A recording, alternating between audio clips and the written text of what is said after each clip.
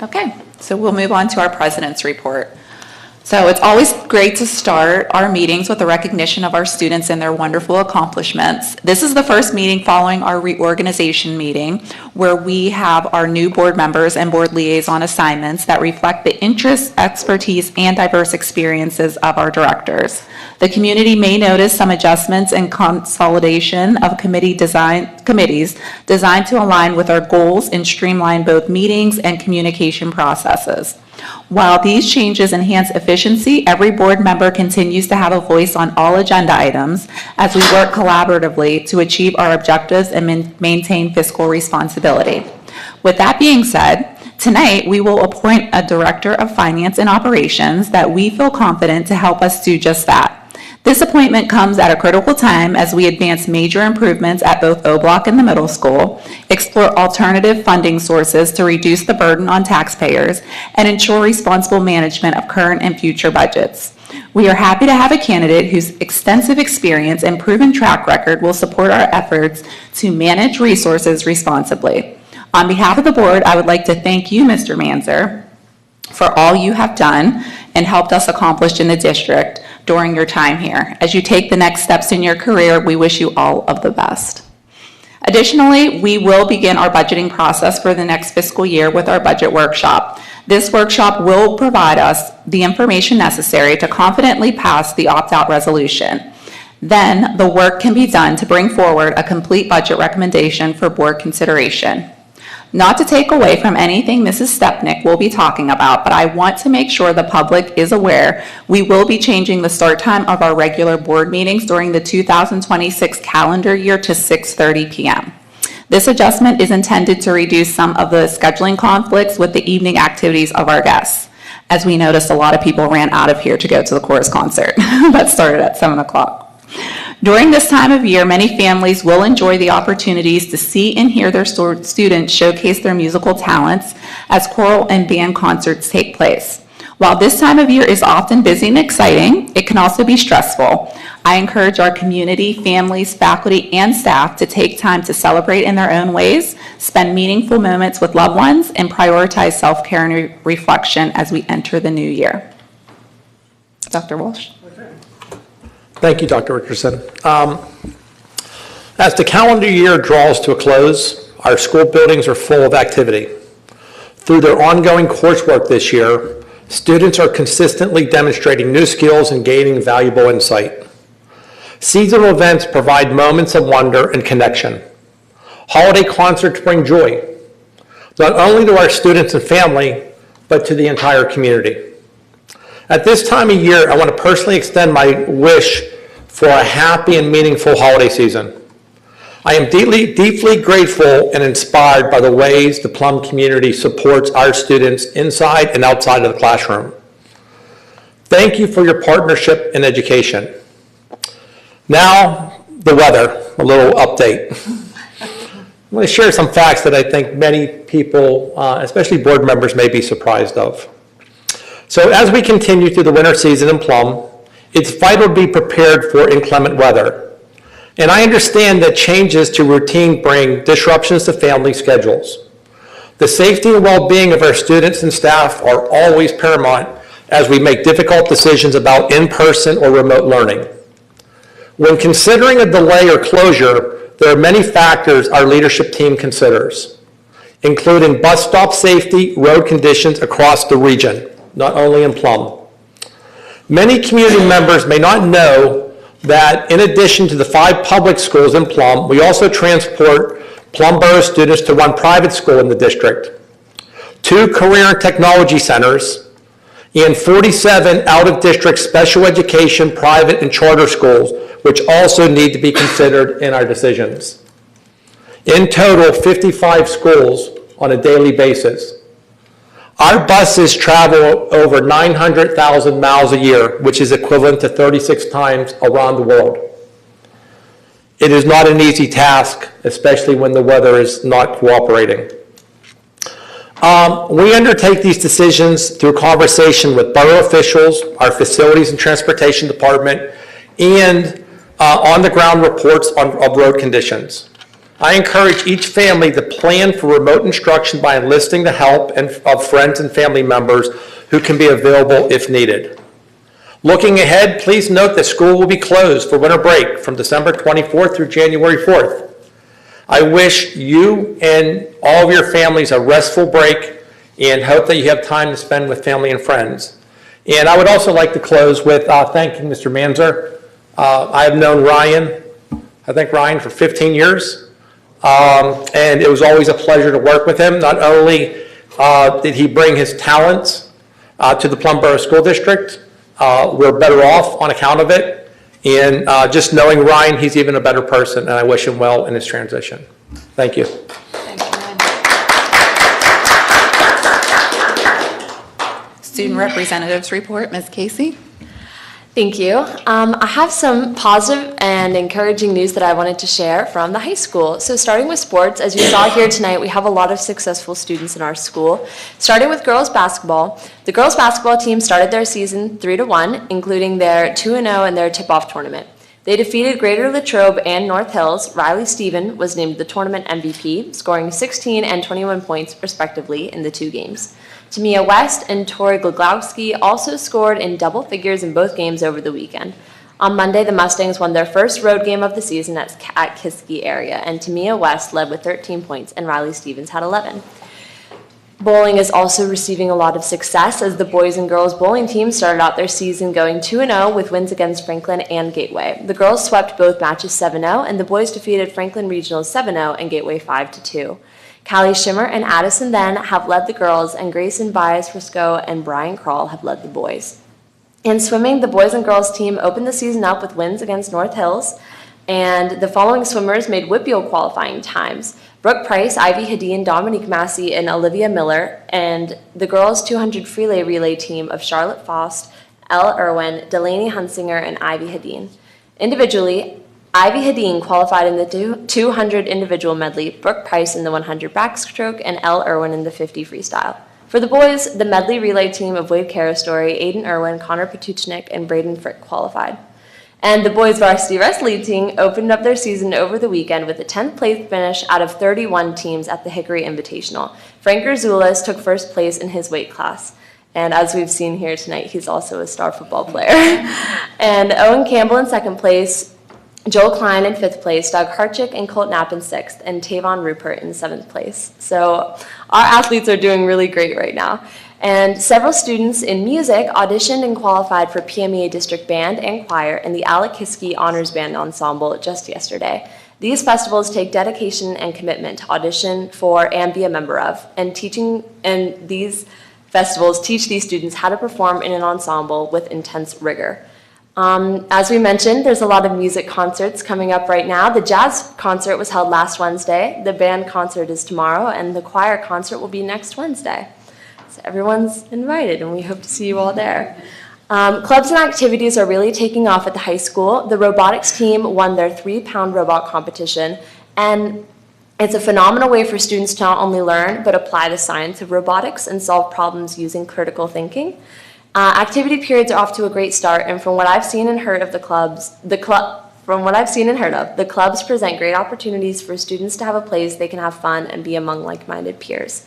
Musical auditions were held today for Seussical. With such an amazing turnout, I can say with confidence this show will be filled to the brim with energy and life. And academics, our winter wave of Keystones are in full swing, and administrators met with each individual student that is taking the Winter Keystone to review their score, how close they were, and what areas need to be improved. And then students participated in Keystone remediation prior to testing. As we draw closer to the end of the second 9 weeks, all students are reflecting on what they have accomplished, which was great over this first semester. Administrators have made it a point to emphasize presence in the building and classrooms, stopping by to witness student activity, growth, and overall classroom environment.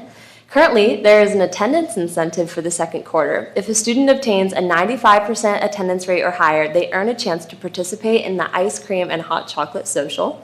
And peer tutoring is well underway at the high school. They're using their own study halls to support their peers. And additionally, a number of students who have had study halls or early release go to HP to support our younger Mustangs. TV has been preparing and working towards the Make-A-Wish Telethon for months now, and we'll be able to view their hard work on December 22nd and 23rd because it's the 25th anniversary of this telethon.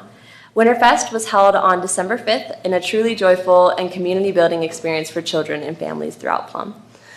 In a nutshell, great things are happening in Plum. Students feel that their voices are heard, their experiences matter, and that they belong. We are running with momentum right now, and I am so excited to see where it takes us. I'm strongly looking forward to our meeting in January, where I know more great things will happen. Thank you, Ms. Casey. Now we have citizens' comments for our big crowd. If anyone in the audience would like to make comments at this time, we ask that you step to the podium, state your name, your residency within Plum, and you'll be provided 3 minutes to speak to the board. This is just a reminder that it's not a question and answer session with the board, rather than it is a time to share comment, suggestions, and ideas. When you're finished speaking, you just step to the clipboard at the end of the table to write your name so I spell it correctly in the minutes. And is there anybody that would like to speak at this time? Dr. Richardson, back to you. All right, so lead board liaison assignments, they are listed in the agenda and everyone will hear them as we go through it. We don't need 5 to move that forward. Academic, student services, and inclusion, myself, lead board liaison. So first we have A, Jessica Griggle Food Services received a $500 donation from Barbara J. Architectural Sales, Inc. to help pay off student lunch accounts and district-wide. And do we have 5 for that? Okay. And B, we have a 2026-27 school year exchange student for the high school. Dr. Thomas? Yeah, this is one that's being approved now. It's been recommended to move forward by Mr. Sarid and the team. Others could present themselves between now. Our policy requires that we approve all exchange students by June 30th. This is for the 26-27 school year, not this year. Any discussion on that? Okay, 5 to move that forward? Okay. The only report I have is that we will have our handbooks for the next school year, code of conduct, and program of studies. The annual review will start to occur in January, so be on the lookout for that. And happy holidays to everyone. Dr. Walsh, about the handbook, are we going to have, I remember I talked to you about the AI and maybe using it like a podcast type thing. Are we going to try to engage some students to do that for this coming school year? I think what you're going to find is, as we're going through the handbooks, because the handbooks, and especially the program of studies, is vital as we're talking about the budget in about 15 minutes. That will be the driver in regards to what students select and programs and staffing. We're currently looking at also presenting in January, reimagining high school, and that's going to be a part of it. So right now, we're pausing and we're retooling, and we plan on having wonderful conversations with this board in regards to some of the possibilities of what this space could look like moving forward. So that would be a part of it. Awesome. Okay. Okay, athletic and student activities, Mrs. Klippa, lead board liaison. Do you have a report tonight? Okay. Finance, Mr. Strapke, lead board liaison. Letter A is the monthly budget report. Is there any, if there's no questions, do we have 5 to move it forward?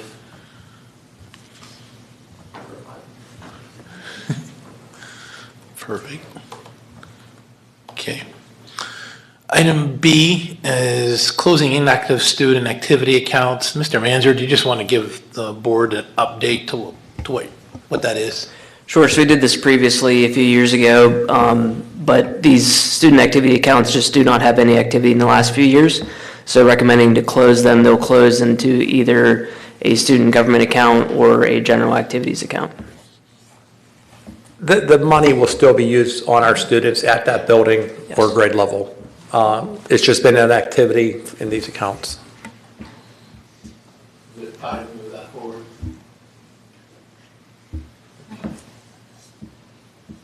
Letter C, we have our auditing firm here tonight to give a short presentation on their audit of the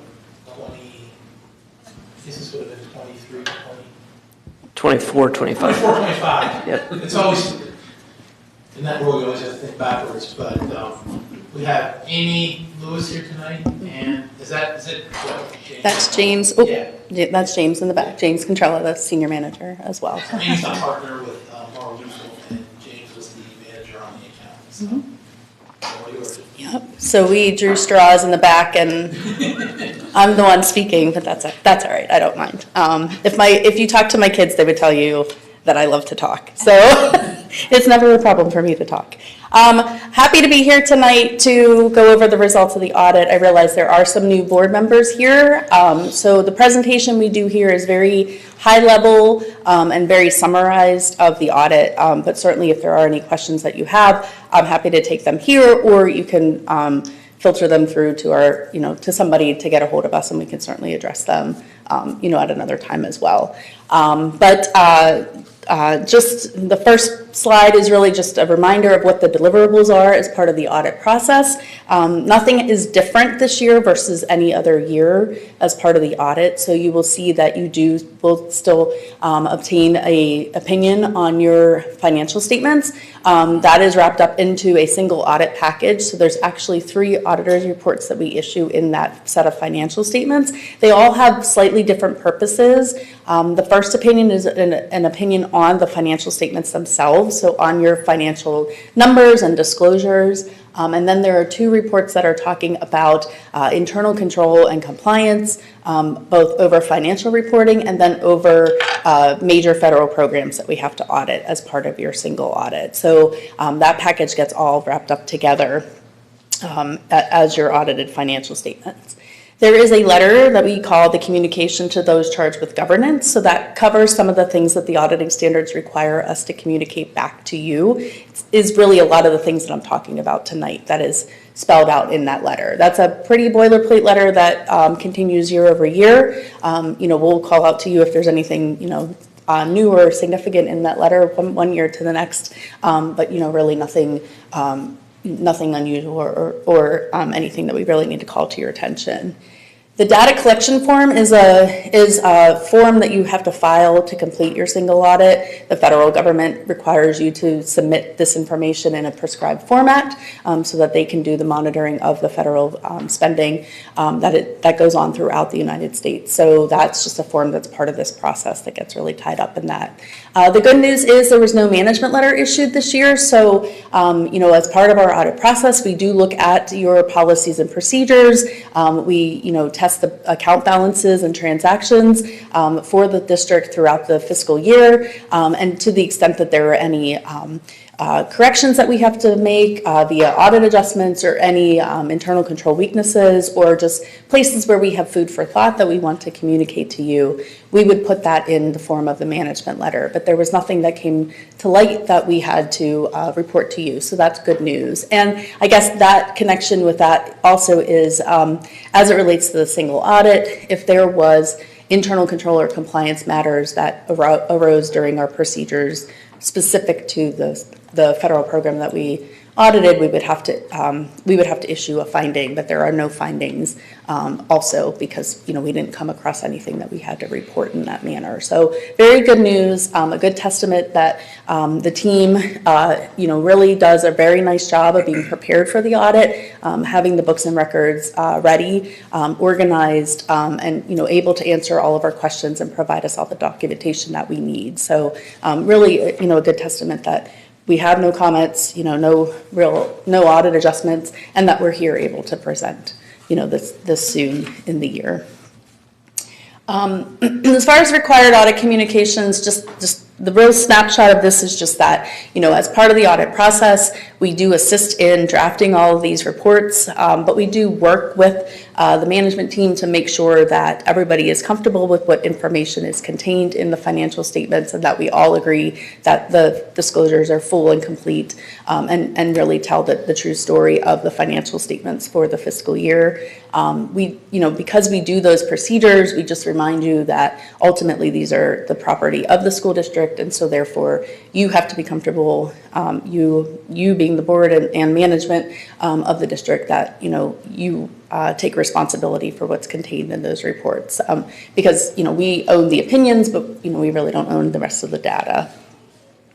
You can go to the next one. There were no new accounting statements that really had to be adopted for the school district. There were a couple of smaller standards that became effective this year, but they didn't have any real material impact to your financial statements. So the good news is, we did discuss how they might apply to the district, and it certainly would be something to keep in mind, going forward through every audit, just to stay apprised of, to make sure nothing changed at the district that would alter how the standards would be effective, but nothing that had to change. So your statements are pretty consistent from one year to the next.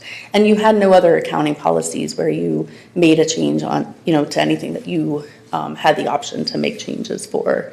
And as I mentioned, no difficulties in performing the audit.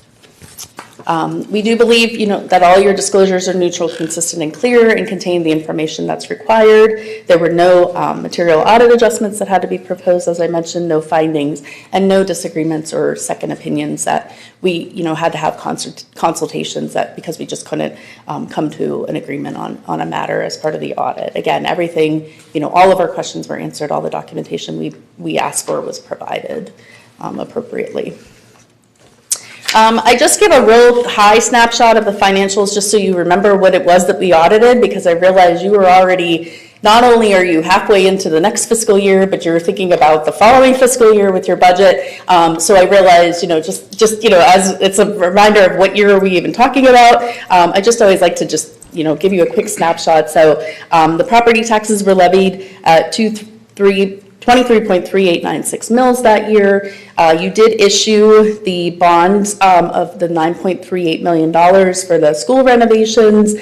You did pay about $8.5 million in debt service, just with your normal payments. And then subsequent to year end, you did issue that second $10 million issuance for school renovations. So that's all contained in the footnotes to explain that. The general fund ended the year with total fund balance of approximately $16.6 million, which is a small increase from the prior fiscal year. Approximately just shy of $3 million was spent out of the capital projects fund, really related to a lot of those renovation projects and other capital projects that you had approved to be performed during the year. And then the major federal program that I mentioned as part of the single audit was the child nutrition cluster. So that's the money that you're getting for reimbursement for meals for students that are in the cafeteria. As far as the financial summary, this just really gives you a very high snapshot of the assets, liabilities, revenues, and expenses of your major funds. Nothing really super to point out here. I do draw your attention. There is the line total other financing sources and other financing uses. That's really a reflection of the debt issuance and then transfers between funds. The rest of these numbers are, relatively consistent year over year. Nothing to point out, especially at this high level. But of course, everything is more detailed in the financial statements themselves. The next two pages are just very high level budget to actual. Again, I realize you're looking forward into thinking about next year's budget already. Again, just very high level, just to point out to you so you have a sense of where we were and what we were auditing. Again, not much variation at this high level as far as the revenues go. There was some additional state subsidies that came in that were not contemplated in the original budget, but really a good sign that you were able to secure more funding for different programs. But really real estate taxes came in pretty close to budget, and then other taxes in totality were relatively close to budget. On the general fund expenditure side, again, really just a picture that you had some cost savings versus your budget. So good news there that not really much by way of overages that we need to disclose to you. I always mention the PSERS number just because it's really big. It does go onto your balance sheet as part of your full financial statements. You are required to report your share of the PESER's pension liability and the piece that relates to the premium assistance program. So for you, for this year, it was $80.1 million that becomes your share. Again, it doesn't have any impact on how you fund that. You will just continue to make your PESER's payments as you're required every year, but you are just required to reflect that, those benefits that are promised to the employees of the district. As far as future considerations, we don't have on here, but I think just, I would be remiss if I didn't mention, with staffing changes in the business office, obviously that, there may be changes and, just about how things are processed or thought about or, analyzed. And so just, continue to stay on top of, the information that you're getting, make sure you're asking the questions, that the things that, make sense, for the new person, that, you're not missing information in that transition. But, certainly you have a good framework for your policies and procedures about how you go about operating your transactions. So I think, there's no concern really that you won't be able to continue carrying with the transition. But, I just always, keep in mind that there may be some changes that might just impact what you're looking at. And then also there's just 2 new standards that are becoming effective in the next year. These will really be things that you'll see as changes in the financial statements in that year, just some different presentations, just, really trying to get at making the information more relevant and clear for the users of the financial statements. So we'll work with management to make sure that they have the information they need to be able to implement those standards. My contact information is here, as well as James's contact information, and like I said, you're more than happy to reach out to us, but I'm also happy to take any questions at this time.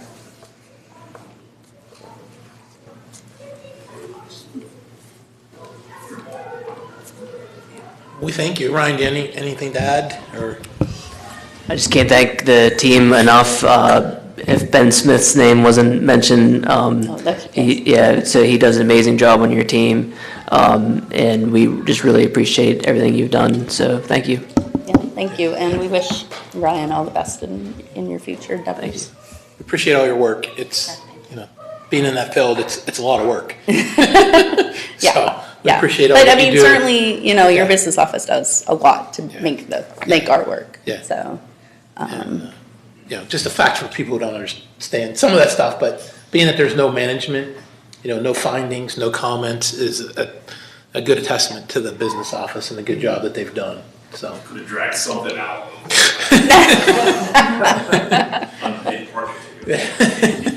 But yes, thank you. Of course. Well, thank you all. Have a good evening. Thanks, you too. Okay, letter D, everybody's favorite thing. So for C, the We do need financial to move that statements. forward because Yep. we have to sign off on that. So we have 5 to move the financial audit statements forward. All right. Okay. Well, item D is our budget workshop, which kicks off every December. So this is the first one.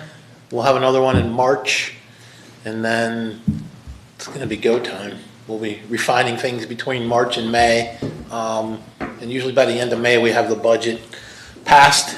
Hopefully by the end of May. I think with our deadline June. The goal is always the preliminary budget in April with final adoption in May. Yeah, gives the public a month or so Yeah. to review. If they have any questions, to show up at a meeting and comment. So with that, Ryan, I'm going to turn it over to Well, you. I'm going to jump in Oh. for Mr. Manzer. With all the financial expertise we have in the room, how about I'll open up the budget presentation? How's that? Ms. Becker, if you can go to the first slide. I thought it was important to put this slide up, and it's something that during the board orientation I shared with this board. And I think it's helpful to look back and reflect on how decisions can have ripples and change the course and trajectory of the district. On the left here, if you look at our Moody's and S&P ratings, especially the S&P, in November 26, 2014, 11 years ago, our bond rating was A. 2016, it was triple B. 2017, it was triple B minus. And if you look at our fund balance, we went from a fund balance that was healthy to minus $4 million. And I wanted to open up the budget presentation as a reminder to this board, as a team of 10, of the importance of the decisions that we make around this table and what it means to the financial health of our school district and to this community. My big takeaway from this slide is that in 2014 to 2016, there were some decisions made that had ripples, and it took this district 11 years to return its credit rating to A. So in a few short years, it took 11 to recover. When I came in 2018, June 1st, I walked into a district where faculty and staff were being furloughed, buildings were being shut, and a lot of difficult decisions were made. And I promised myself at that moment that I would do everything possible for this district, my home community, to never experience anything like that again. And I think it's an important opening slide as a reminder to this board of the importance of when we're talking about initiatives and opportunities to make sure that we are also being fiscally responsible moving forward. So I think this slide puts it into perspective. And Mr. Manzer, if anything you'd like to add to that before you go on, feel free. No, I think what you mentioned is appropriate there, as far as it really only takes a few actions, maybe even just one action of the board to, start that downward trend. It's very easy to do that, and it's a lot harder to rebuild it. So just a word of caution of how easy it is to start that downward trend. Okay, so here's your Act 1 timeline. This is dictated by the state. We're here today, December 9th. On September 30th, they issued our Act 1 index, which is 4.7%. And then I have on the next slide here a little detail on the Act 1 for the new board members. And what this basically states, it shows a little bit of a trend of Act 1, where it's been, where it's going. Act 1 has been a little bit higher through COVID, and generally the explanation for that is that the payrolls, a lot of the higher wage jobs were lost, and a lot of the lower wage jobs were driving that growth in that number. And now we're starting to see that start to taper off. So the word of caution there is that your Act 1 index, you've had really some tremendous opportunities in the past, but that is coming down, and the trends that we're seeing is that it should start to really level off and decrease slightly over the next few years. As far as the details of how that is actually calculated, is that the base index is set at 3.5%, and our district has a market value personal income aid ratio that is less than 0.4, or greater than, 0.4. So we get an adjusted index, which takes us up to 4.7%. So some districts you might see, talking about an index of 3.5, we have a 4.7.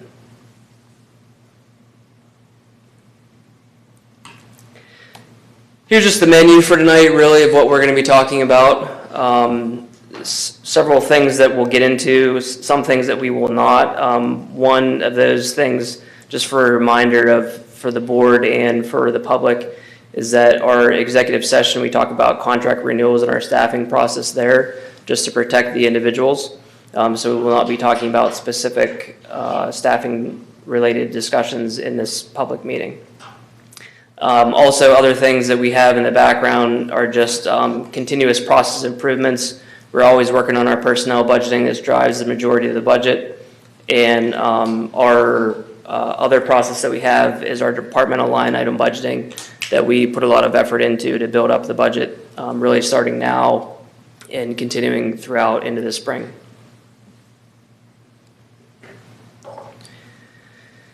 So you just received the updated annual financial statements. If you are looking to get an idea of really anything within our budget or within our financial results, reading those financial statements might not be the most exciting thing in the world, but it is all of the information that is required and all of the information that really is needed to understand the financial position of the district is included in there. So I would sort of keep that handy. If you do have questions, you can reference that. And I do, open that up quite often throughout the year to reference information in there. Our annual financial report is provided there as well. That's more just data that is submitted to the state. So if you're just interested in the numbers, you can take a look at the annual financial report.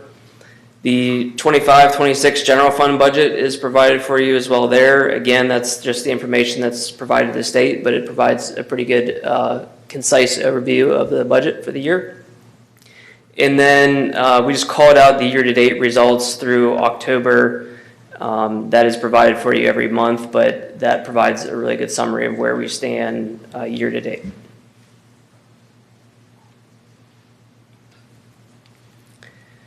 So any accountant will tell you that the health of a company is not really determined by 1 year's worth of gains or losses, but by the strength of their balance sheet.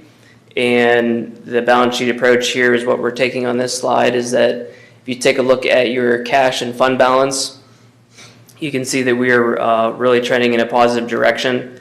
And that directly contributes towards our credit rating increases.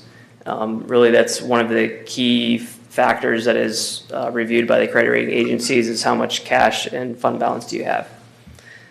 Ideally, if you're wondering what an ideal percentage of fund balance would be, it would be that 25%, which on the upper right-hand side is that red line, and the blue line is where we are today, and we're creeping up in that direction. Certainly, right now our fund balance is at a very good percentage. You don't have to get to that 25%, but that would be the ideal goal. Our overall debt service, just something to keep an eye on here, is that historically we've had a decreasing line. We haven't issued any new debt in the past. When you've seen this presentation, this year we did issue that $10 million in this financial year, and then we issued another $10 million, and we're going to issue that third round of funding for a total of $30 million. So that total debt balance will start to increase a little bit, and that's something that we have to watch because we certainly have a high level of debt balances. This next slide shows you the annual debt service. The target really that we've received from our financial advisors is that your annual debt service should be about 10% or less of your budget. We are above that right now, so that 10% is that red line.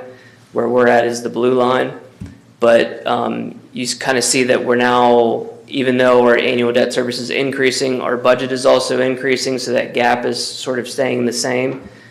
In the future, if you're not issuing new debt, your overall expenditures will most likely continue to rise anyways, and that will sort of close that gap. So it's a good opportunity in the future when you're not issuing debt. And hopefully that line at some point in the future will cross and we'll be able to be at or under 10%. That's certainly a good goal to have.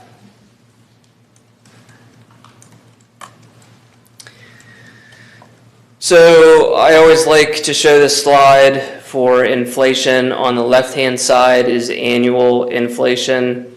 We're still at about 3% year over year on annual inflation.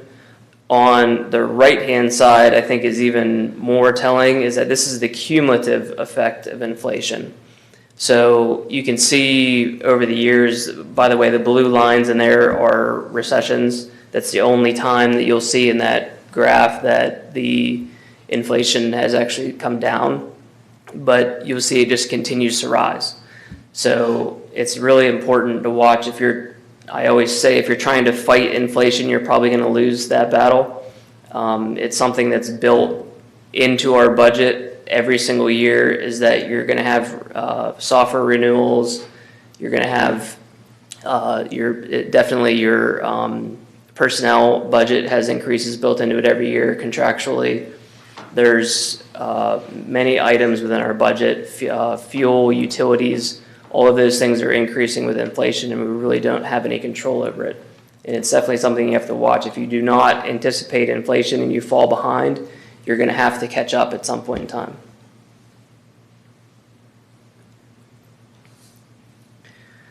State and federal funding, one of the interesting things that I think on here is that for the first time in a long time, our state funding, you see an increase in that red bar on the left-hand side. Historically, the target has been 50%. We are not there. We're at 42%. But really notably, the 1.6% increase over last year in state funding is something that's really great. We've received $575,000 through adequacy funding, and it's anticipated. We did receive it again in this budget year. It's anticipated. That's like 1/7 of the increase that we're supposed to get overall. So if that plan continues, we should be able to continue to receive those adequacy funds. One thing to note when we talk about adequacy, some changes in the school code that have come out recently that were there last year, but more prevalent this year, it came out as the changes is that if you receive the adequacy dollars, you are not able to increase above the index.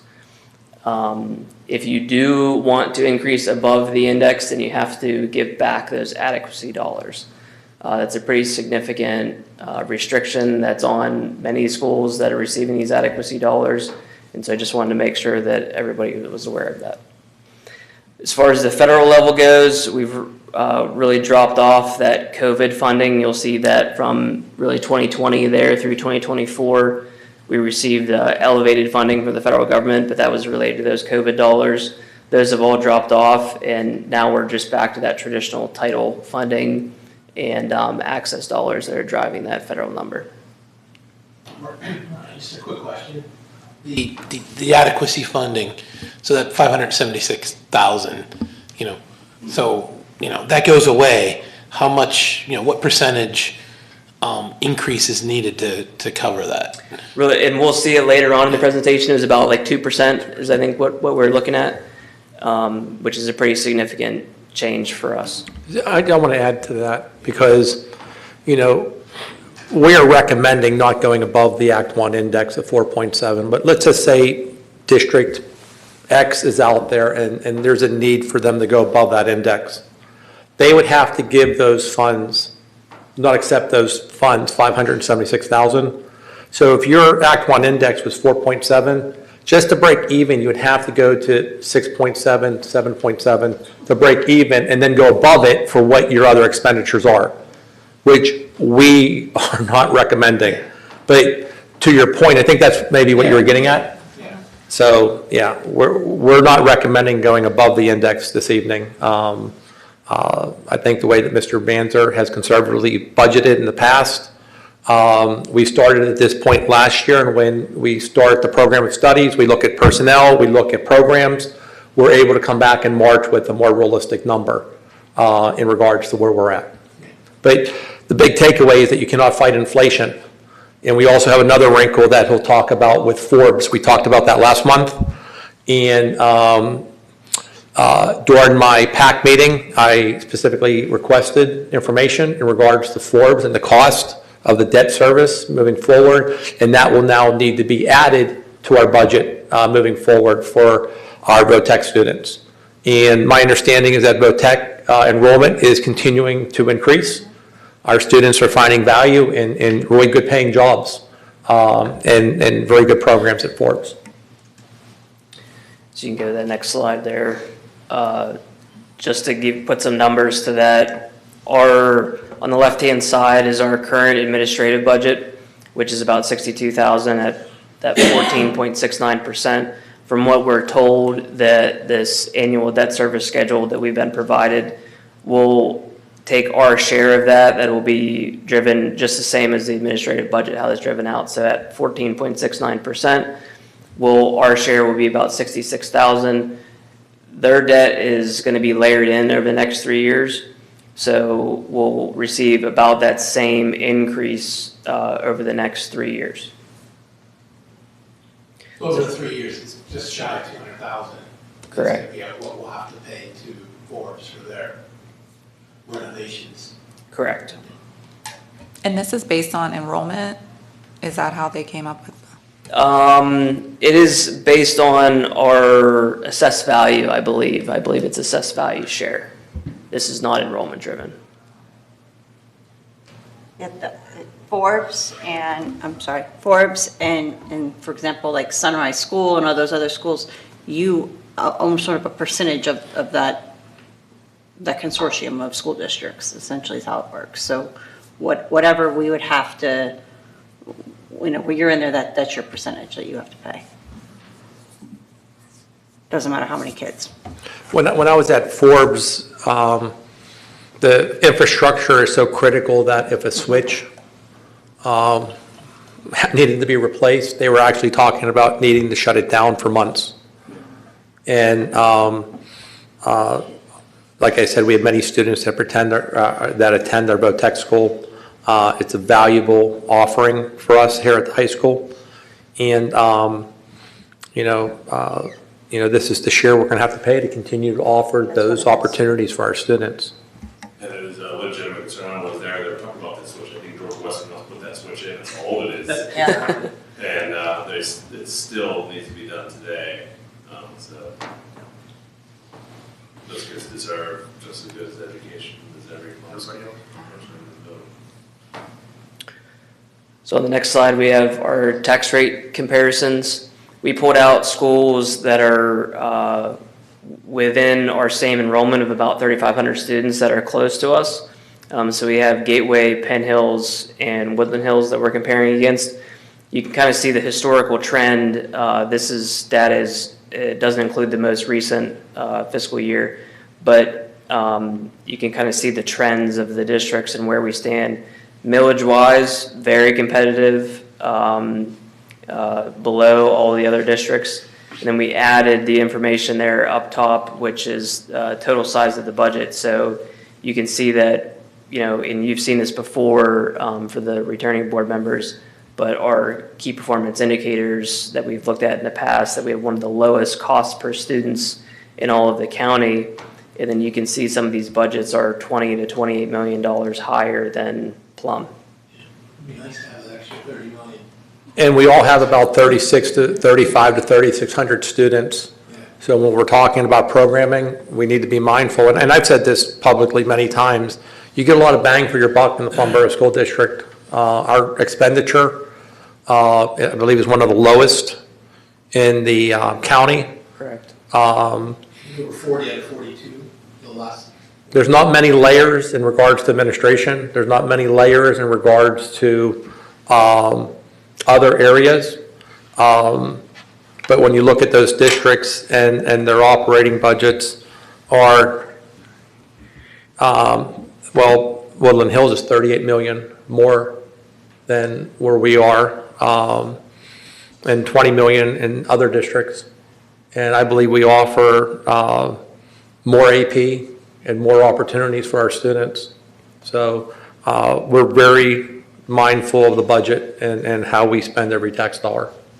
And Dr. Walsh, if I could, to add to that, I think it's important for many of our new board members to understand these districts that we're comparing ourselves to have a very high cyber and cyber charter, I should say, tuition rates. Like we've done a really good job here in Plum on keeping our kids here in our school district and finding the best alternatives for that to happen and have our kids within their peers. But in addition, we don't have that school in our backyard, and that is critical to the success of our school district. So when you see these numbers and we hear taxes, or we hear we're overspending, or truthfully, a large chunk of those budgets our cyber charter, and it's a problem.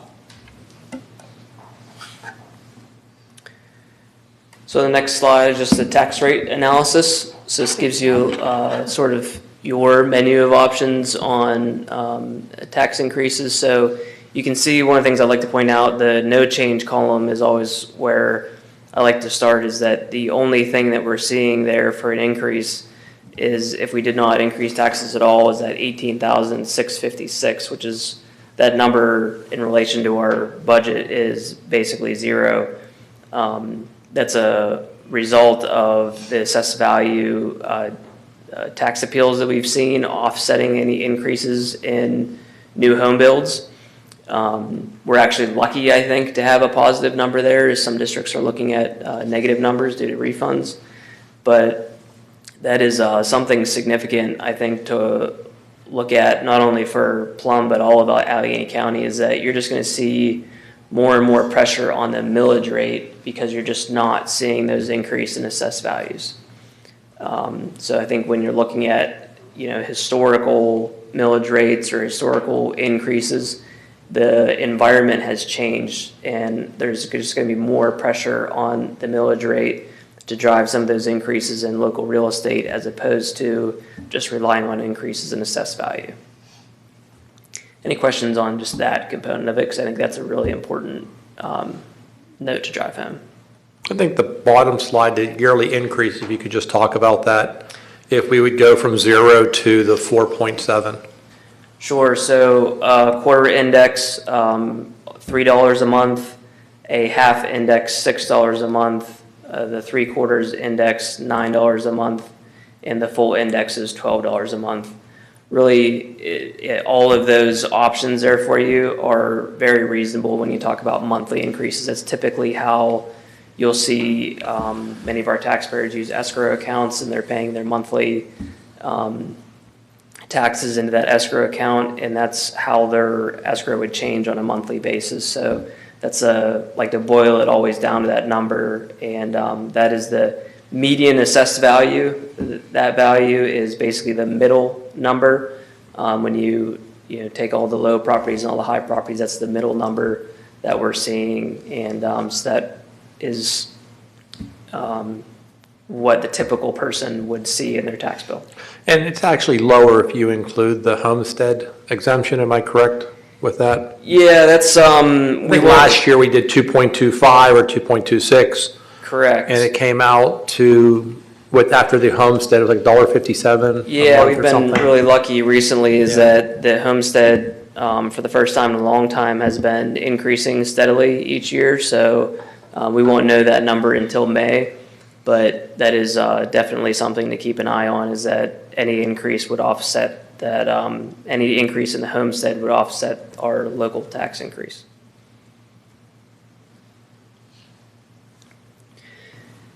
And the next slide, really, this is just high level. We're not going to get into the details of the projections, but basically this provides you enough information to be able to approve the opt-out resolution.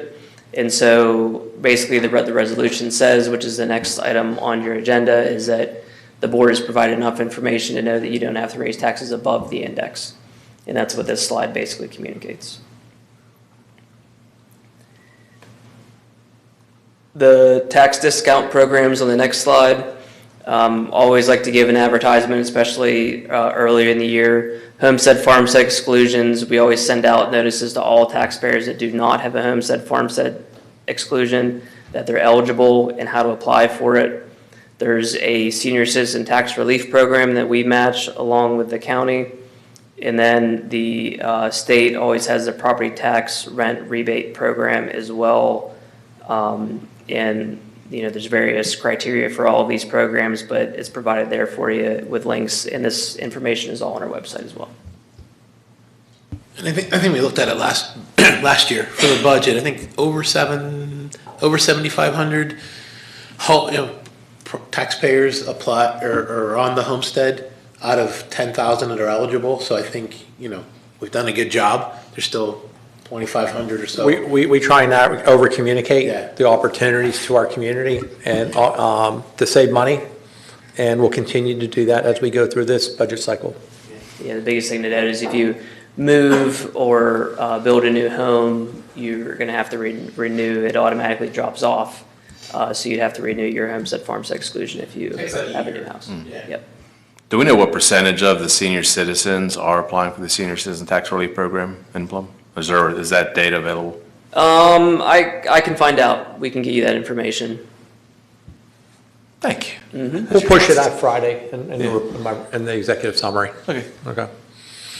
The last slide, I asked Mr. Manzer to add this slide for conversation. And I'm sorry, were you finished? You're moving on? Okay, I thought so. So for questions and feedback.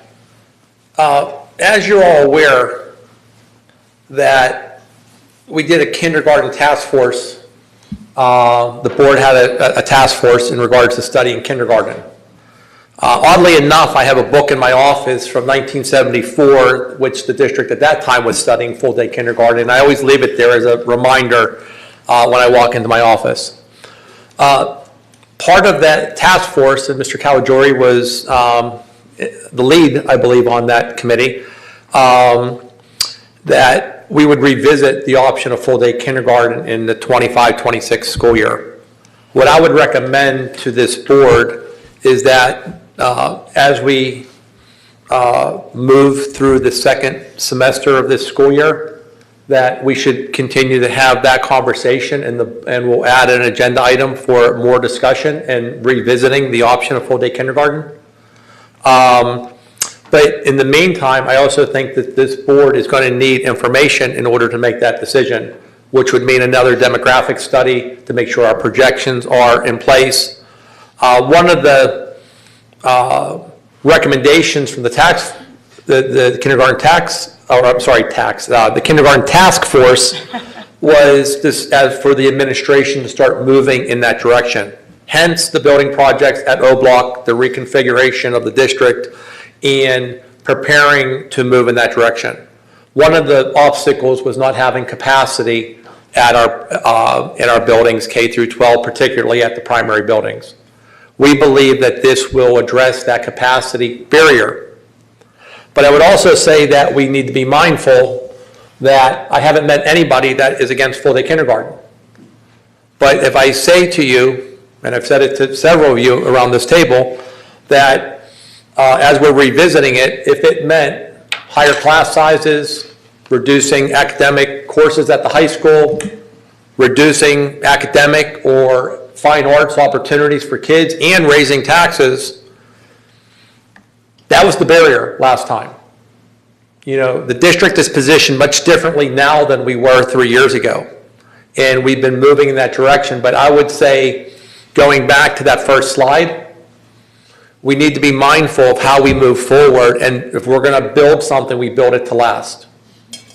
You know, we don't want to put something forward and then another board comes in play a few years down the road and we're right back where we started, going back to 2018. So the reason I have this slide up there, because I don't want to assume that we're going to continue to look for full-day kindergarten. I'm asking, is that something you want the administration to consider in regards to our budget analysis of continuing to move towards full-day kindergarten? Because that will be a budget consideration when we come back in March and start sharing a little bit more of the details about what that would mean. But I also want to open the floor to the entire board. And I'm wondering, with this new board seated and new leadership, are there any other initiatives you would like us to look at so that when we come back in March, we can give you what that would mean for the Plum Borough School District, what it would mean for taxes, what it would mean to implement some of these initiatives. And if you don't have that now, I'll push out information in my executive summary. And if you need more time to maybe want to take time to digest what I'm saying, because you were just sworn in a week ago, some of you, and I'm dropping this on you, but welcome to the Plum Borough School District Board of Directors. You know, we want to do big things around this table. You know, I've talked a lot of times about we don't want to get into the sand. We want to get into the big ideas and governance of moving this district forward. So I'll open it up to this board, and if there's anything else you would like us to look at, I'd be more than happy to collect that data, and we come back in March, that can be part of the budget conversation.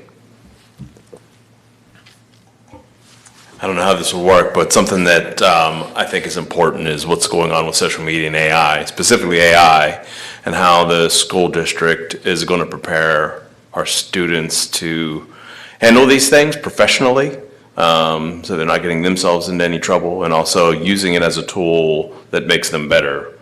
So I think there's some education. There's education for me in those spaces, and I'm in technology because it's never a fast-moving topic.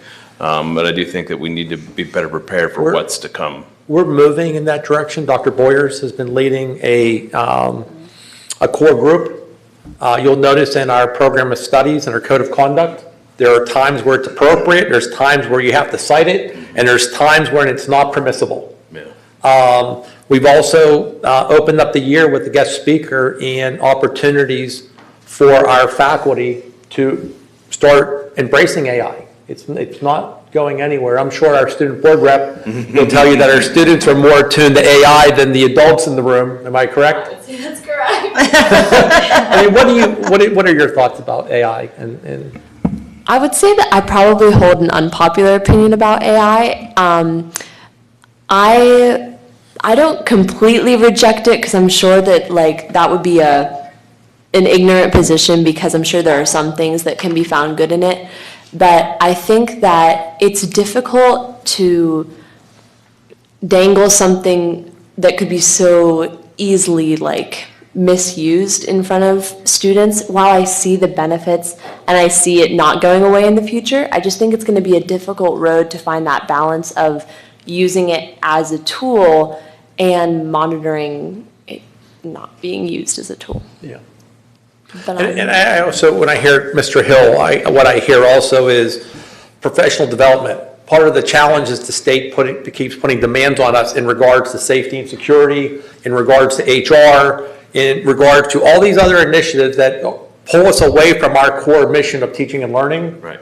Where whenever we're looking at our school calendar for the 27-28 school year, we may have to have some conversations because our district exceeds the days and hours. And maybe that time would be better spent in helping our teachers and helping, working on best practices, teaching and learning, and giving them the tools to be successful. So maybe that's a part of the conversation with having that balance. Yeah, I even look at it as, now AI makes bullying really easy. Yeah, I agree. And how do we approach that? And, I know we do the whole Rachel's Challenge thing. Is that the best platform for something like this? Or there's something else that we need that can really get ahead of this? Like I said, there's other things that are coming down the road. We have no clue about how do we stay ahead of our students. And that's difficult because these kids are now I know how my mom felt growing up, right? You know what I mean? Like this is where these kids are just light years ahead. And I'm sure you're, I wanted to add something real quick on the point of the use of AI because I thought about it and I would say like successful students and students that are driven towards wanting their own success can use AI positively, and those students are going to get ahead and they're going to they're going to be the ones who accomplish great things because they're using what they know themselves and what they have yet to learn it quicker and more efficiently. So I feel like eliminating it completely isn't the route, but I feel like encouraging, and I've been in classes this year that teachers have encouraged how to use AI in a way that can help you study or prepare for a test, reteach a topic you didn't understand, and that I think is really crucial. I think like continuing teaching teachers to teach their students how to use it positively can just steer away from the negative aspects of AI without even addressing it. And we can maybe reprogram how you think of AI. Yeah, I think that's fantastic because that's what I do in my job today. I use it to build foundations of things that I develop.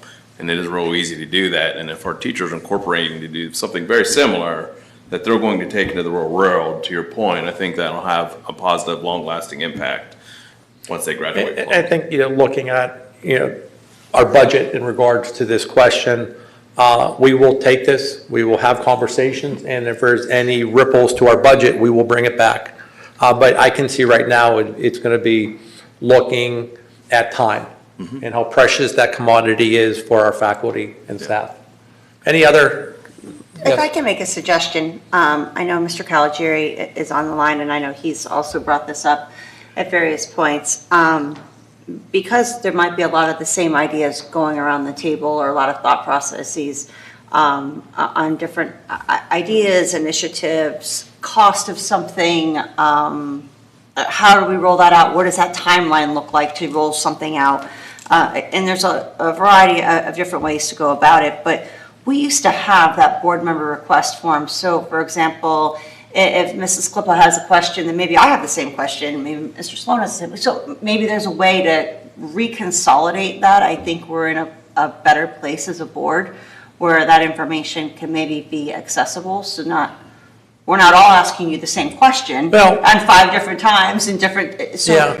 And the executive summary doesn't always touch on that stuff. And I'm thinking it might be more real time for us to say, okay, it's Friday night, I have nothing to do, which never happens, but either way, or it's Sunday night and I want to go in and look to see what was asked the last few days, without having to then go to administration, because those questions have already been put out there, they've already been asked by a board member, and it might trigger your own conversations and or say, oh, I was wondering that same exact thing myself.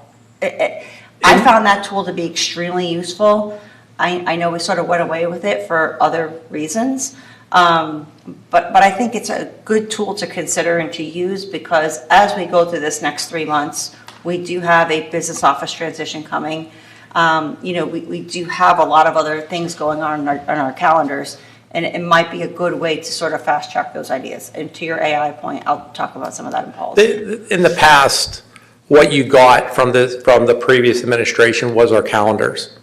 There was nothing in there that was strategic or tactical. Right. If I go back and I compare the two, what the board has received from me in the last 2.5 years are strategic initiatives, the rationale, the research, the data, if necessary, all very important.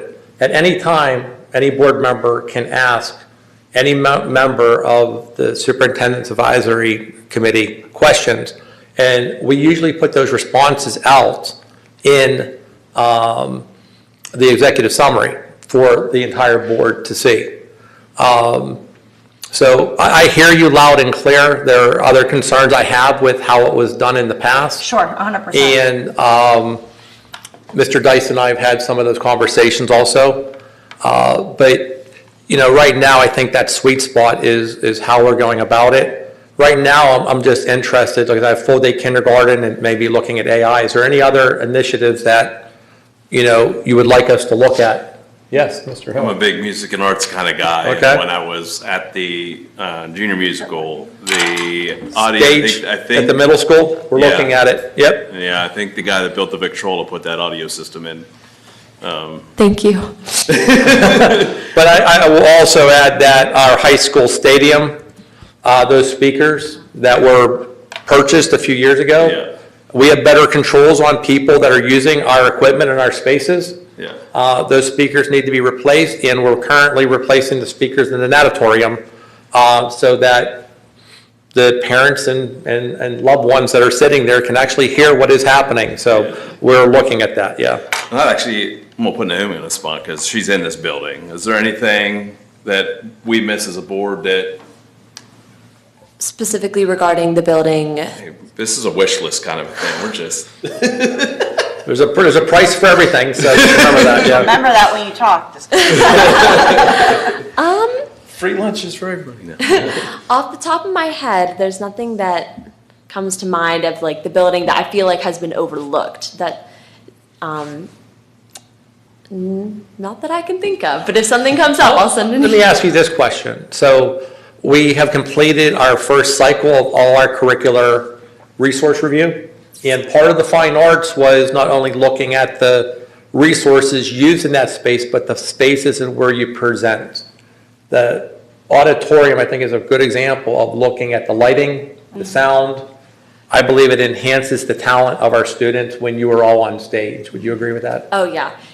There was a noticeable change Yeah. from I remember, so I was a sophomore when we had our older lights, and then we replaced the lights, and like, it was like electrifying. Like, you would go on stage and you felt like you were, transported out of a school, like you were in a stage, like it was beautiful. And I think that it does enhance it.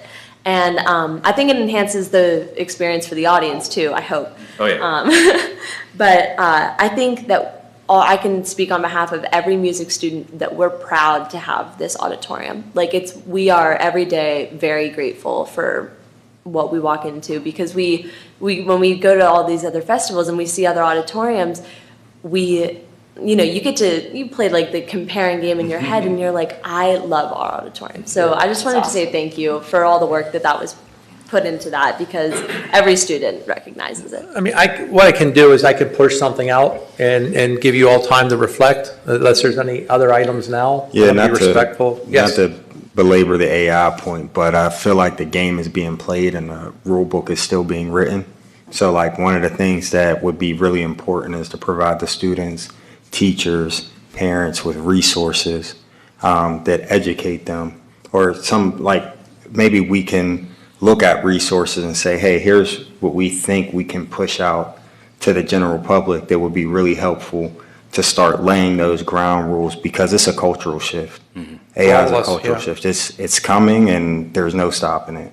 So I'd say Dr. Boyers has that core group, and if there's any expenditures that will need budget consideration, we will have that available when we come back in March. It's even more than just parents, it's all taxpayers. I know my mom sends me stuff every day about this or that, getting this hacked, spam, all this stuff. I mean, We just had one that came to my office last week that notified the borough police, and we were told to disregard. Yeah, so, okay. If we stare any longer, it's going to wreck this mill.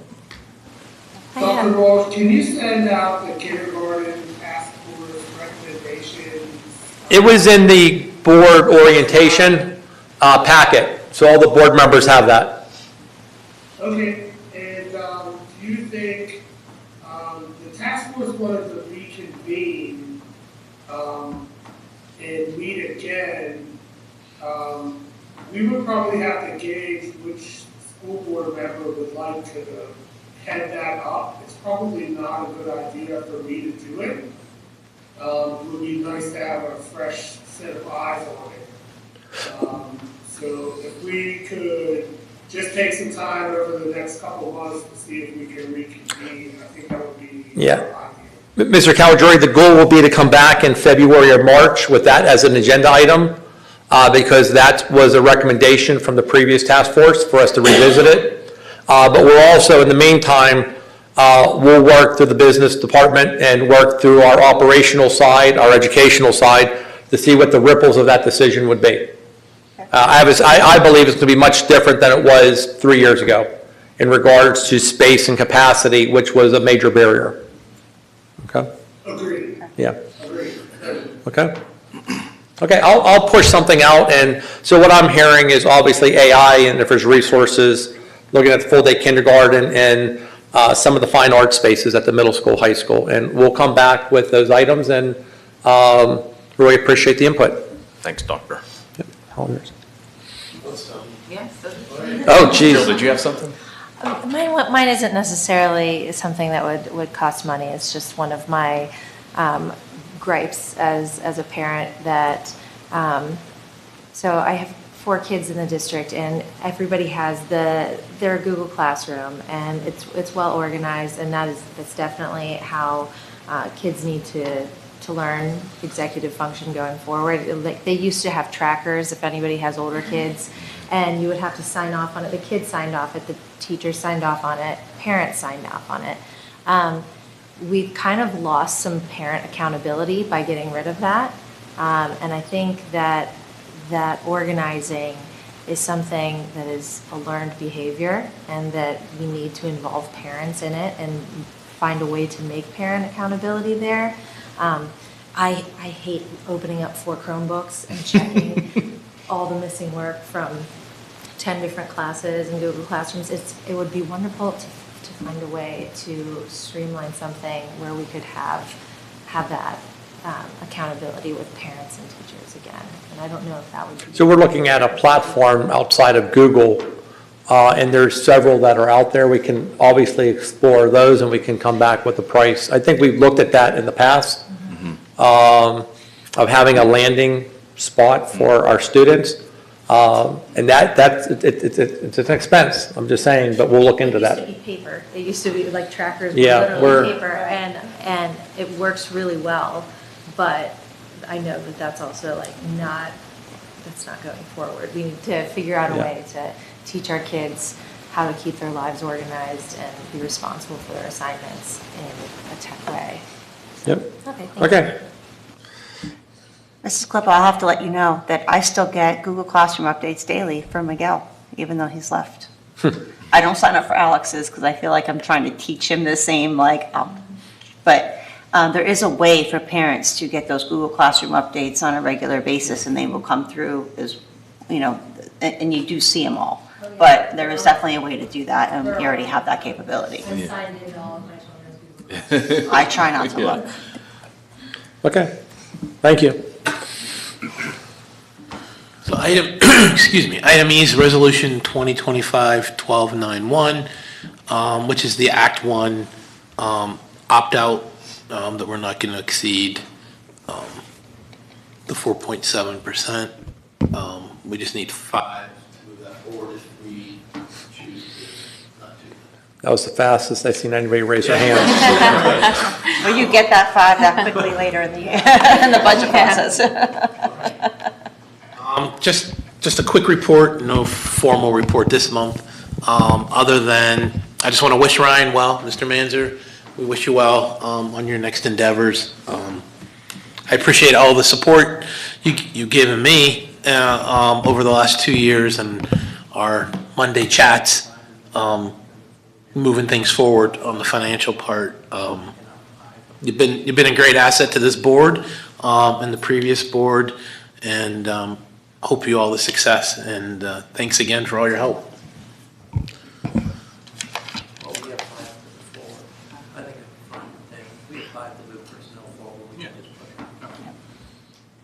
I'm done. Okay. Yay. Forbes Road CTC, Mr. Hill, lead board liaison. Do you have a report? I'm just looking forward to my most favorite meeting of the year, which is when the culinary students serve all the new board members a lovely dinner in the dining room, where we'll be picking leadership there, and then looking to kind of get an understanding of what the capital improvement plans are. If anybody has any questions or want me to approach Forbes, please send me an email and we'll bring you back some information. And if you want to take a tour of Forbes to see what they got going on, I know Nick is always welcoming of some tours. You can come anytime during the day, free time, we can get that scheduled ahead of time so you can see all the great things they're doing over there. So I'm looking forward to being back on one of my favorite boards. That's all I got. Thank you. Intergovernmental and community engagement, Ms. Hyde and Ms. Aronski, co-lead board liaisons. Do you have a report? I'll take the intergovernmental report. Happy to report that we had another successful Winterfest. Through the partnership between the borough and the district, buses were provided as shuttles to and from the celebration. Our fine arts students performed at the event, and it was enjoyed by all attendees, demonstrating our active participation in community initiatives. As for community engagement, the Plum Mustang Foundation had their inaugural gala this past Friday, December 5th, where they honored Ms. Neese and Dr. Zarmak as Star Staff Award recipients, and Madeline Shingle, a 2024 Plum graduate, as a Star Student honoree. Additionally, the Best Buddies is going to hold their polar plunge on Thursday, January 22nd, 2026, which is open to the entire community. They have a $10,000 goal to support the unified sports teams. So again, all students, staff, and community can participate. Can I make a request for this committee? I'm going to say it over and over and over because I think it's critical. Intergovernmental really needs to be a public conversation. This community was hit twice back to back from the borough and the school district on taxes. And the borough really raise taxes. And that might have been a nice dialogue to have at intergovernmental, in a public setting where everybody's having that communication and what those numbers are going to look like and what those numbers are going to look like as an aggregate. Because they don't look so scary in our, $12 a month or whatever, but maybe they look scary, $12 a month plus whatever the borough is going to do. And then and so I really believe that there are some things, I'm sure, in intergovernmental that need to remain behind closed doors, whether they be public safety issues or other things. But it's great that we share buses and we coordinate events, and those are all very good things that we should be doing together. But there really still should be dialogue that the public should be hearing. So I would ask that we consider this. I mean, it was always public, and in the last several years, it's become this closed-door conversation.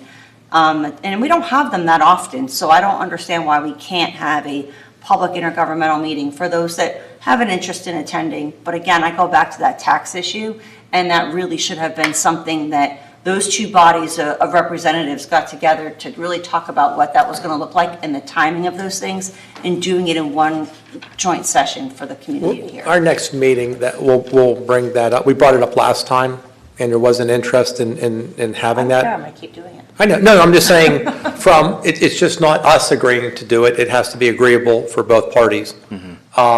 We'll put it on the agenda item again for discussion. Okay, we have personnel, Mr. Caligiuri and Mr. Hill, lead board liaisons.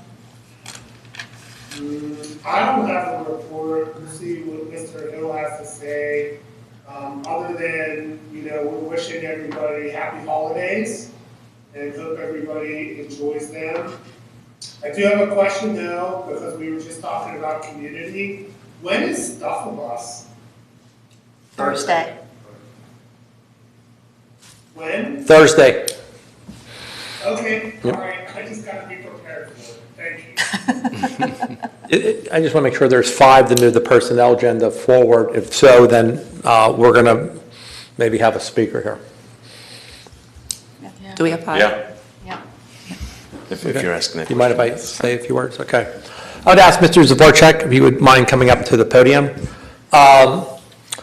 Since we have 5, the Plum Borough School District proudly announces the appointment of Dr. John Zvorchek, or Mr. John Zvorchek, as the new Director of Finance and Operation.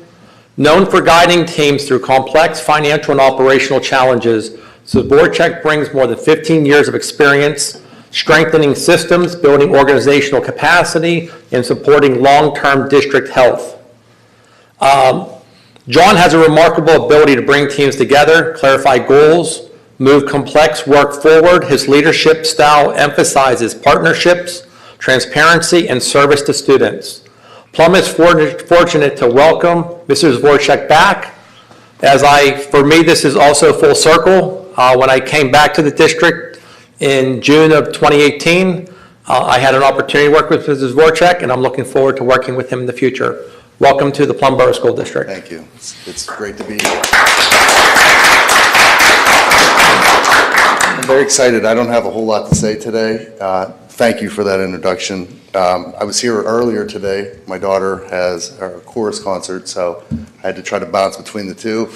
And it was very quick. The 7th graders were very fast. So I said, I can get over here and I'll just listen to the rest of the board meeting. And I somewhat regret that because, school finance is boring. My goodness gracious. I've never sat on the sidelines and listened to it, but I'm sure if I listened to myself, I'd be, oh my goodness gracious, this is so boring. But I will try to do my best to educate you as Mr. Manzer has, and make it simple, engaging, and talk about the hot topics out there. I will tell you one funny story. I said, my parents came in from Johnstown, an hour and a half to see my daughter concert. And they stopped over to grab my coat. I said, come on in, they're gonna introduce me. They're like, no, we don't care about that, we're going home. Thanks a lot, I feel, I know where I stand, I guess, in terms of where my parents put me, but I'm very happy to be here. It is full circle for me. I am a resident, so I understand there's 2 sides of this, and what I would like to bring is balance, and I think you've done that already. you're always balancing expenses, you're balancing revenues.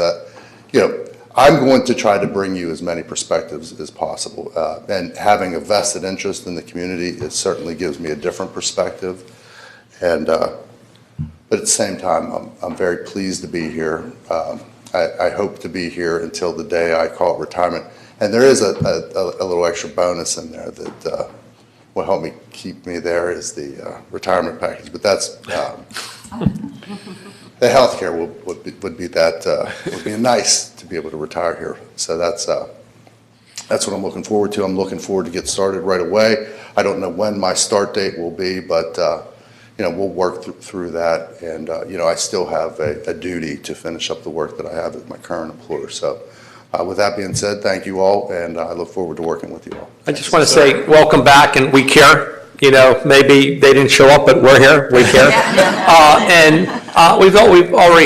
I've already had conversations in regards to the anticipated vote, if it's in the affirmative, of having a smooth transition between our two districts. I've talked to their superintendent, and we are both interested in Mr. Dvorak finishing strong in his current position and getting off to a strong start here at Plum. Welcome. Thank you. Yes, sir.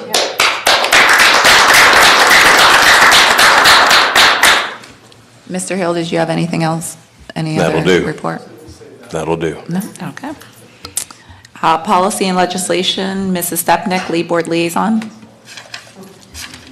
Yes, per our board policy, we have 5 items in front of us tonight. One is to, item A, number 1, these are new glasses and I don't really like them. Sorry about that. To renew the Trib, Total Media, and Valley News Dispatch to remain as our local paper of record, and the Post-Gazette as an alternate. This is really for advertising purposes for our meetings. And do we have 5 for that? Yes, ma'am. It's sort of an antiquated system, but we ask the state every year to change it.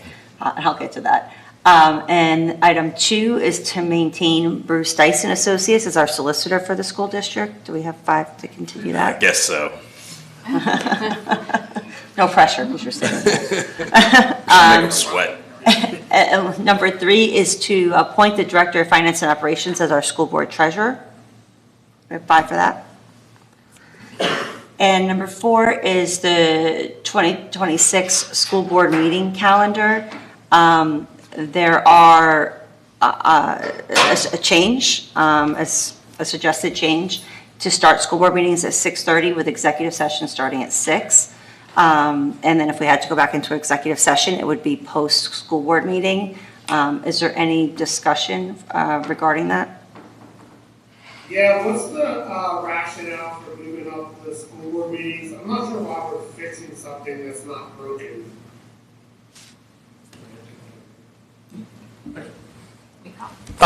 We had conversations about this, Mr. Caligiuri, that many of our evening activities, like this evening, start at 7 o'clock. And it's a barrier for some families to be able to make it to the podium if they have something to say.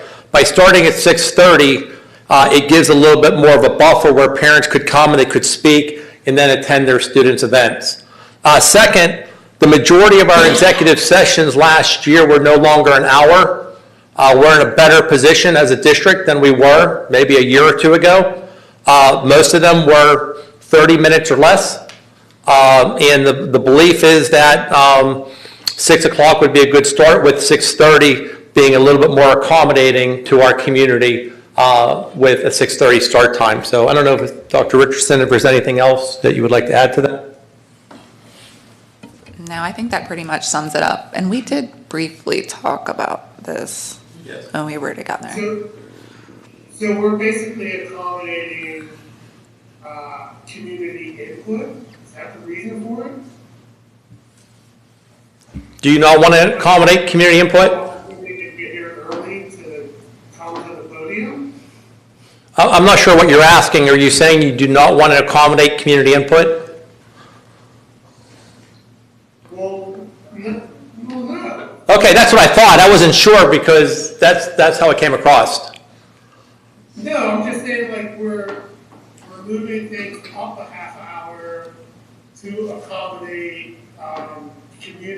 input. Is that? Yes, that is correct. And other districts have also moved to earlier start time. It's not unusual for other districts to have a 6:30 start time. Mr. Dice, some of the districts you represent, do they have earlier times? Oh, absolutely. Some start at 6. Okay. I think it would also be helpful for not even just people to come speak at the podium, but the recognitions, because we do have a lot of students that aren't able to make the recognitions because they have other activities. So I Yeah. think just moving that up will help them to be recognized, because I'm sure their parents want to see that, they want to see that as well. And if we're here already anyways, and we have been in the past, I think it makes sense to start our meetings at 6:30 if we're able to. It's a great point, But Dr. this is President open to Richardson. everybody, so if there's any other discussion. I just think if we have a topic, I mean, we had an hour-long executive session tonight. If we have a topic, be mindful that because the meeting's over, you're not going home, we're going back. Yeah. And that's just what it is. Yeah. And we'll have to have that. And if there's something on the agenda, we didn't even finish, sometimes you don't finish a topic and you have to go back. So, I've seen that happen many of times in the past. I'm looking at our student board rep who, part of our conversation with reimagining high school It's not this, right? is being mindful that our high school students are the ones that are involved in athletics, fine arts opportunities. They're working and they're not getting home till late and they're up bright and early. So I'm just curious. Speaking from experience, on the night that I first came to the board to be introduced, I felt terrible because I had to leave early because I had something that started at 7 and I was leading that. I had to be there as the leader. It was something for band, and I was drum major this year, so I felt that it was a responsibility to be there, but also to be here. So I just split my time, and I didn't want to. And I feel like a lot of students, they probably have a similar situation. It's also nice if you're already at school or you're at an event. Something starting at 6:30 to me feels a little bit easier. 7 feels very much later. Things that end later, you have a lot less time to get things done. I personally prefer the 6:30. I think that's a good idea. Sealed the deal for me. I just wanted to make sure there was conversation, so. Maybe you're going to be a great lawyer.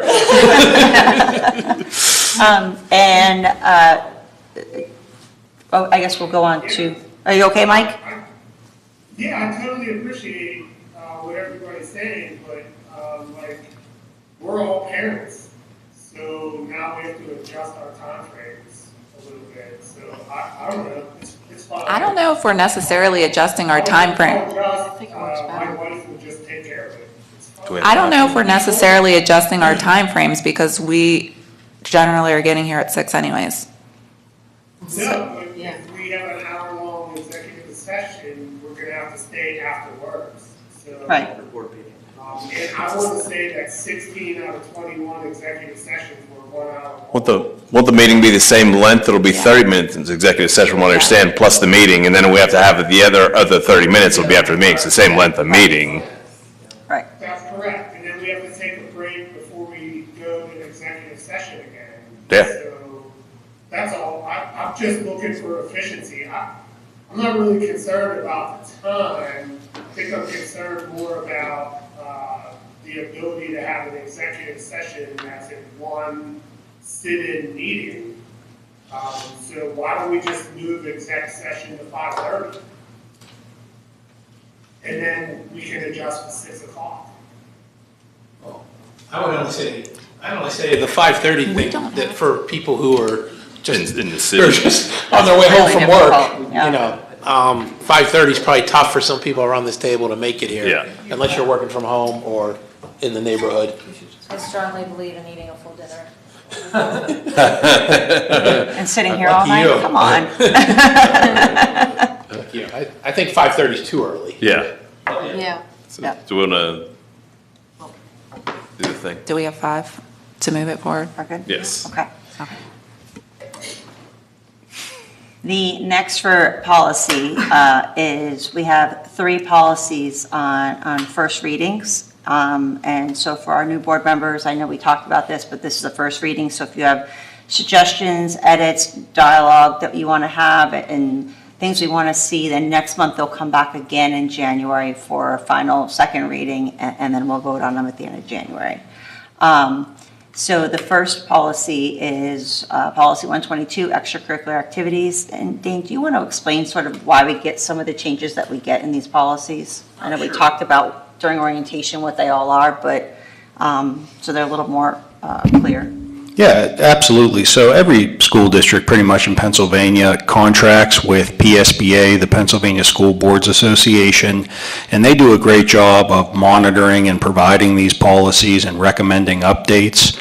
Very often you'll find their updates are just good the way they are. However, if there's ever anything a board member would see in here they would want to edit or maybe talk about further, just please make sure you bring it up, because it's not uncommon at all for us to just tweak it a little bit. That being said, I have tremendous confidence in PSBA and the policies they put forward. I think adding to, in addition to being able to ask questions and stuff ahead of time, board members, you're able to comment right into the document, if you're aware of that. If you click on it, right click, you can add a comment so that that could be addressed as well. Right. Yeah. Does anybody have any questions, suggestions, changes to Policy 122, the way the draft is presented? It's really just cleaning up extracurricular language. That's all that it is. What about 122.1, non-curriculum related, non-school sponsored student initiative groups? Again, it's more cleaning up access to our facilities and the school's role. Is there any questions on those? Does that like include like PBBO and stuff like that, like people? That would fall under Policy 707. And that's use of facilities. And then in there is where we have school affiliated, like feeder groups are in 707. This is more about if students wanted to bring a group, right? Yeah.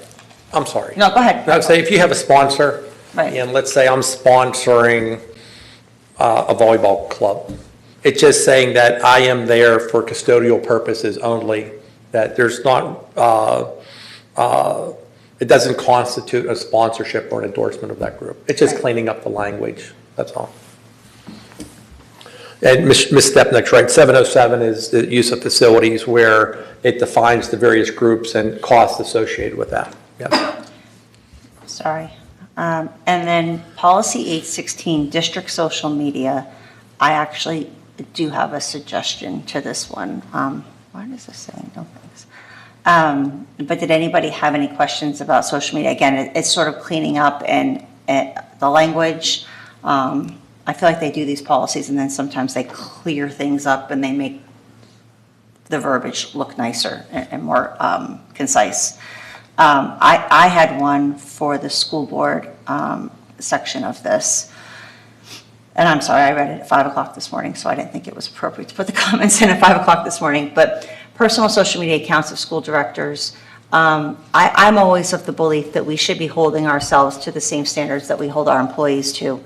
And while the district will not comment, will not be affiliated with your personal social media account, but at the same time, there should be consequences, and they're minimal, that what could happen here as a board, because we can't suspend ourselves or anything like that and take any kind of personnel action. But there is a way to do a checks and balances, and we've seen that occur on our board, and I hope we never see that type of behavior ever occur again.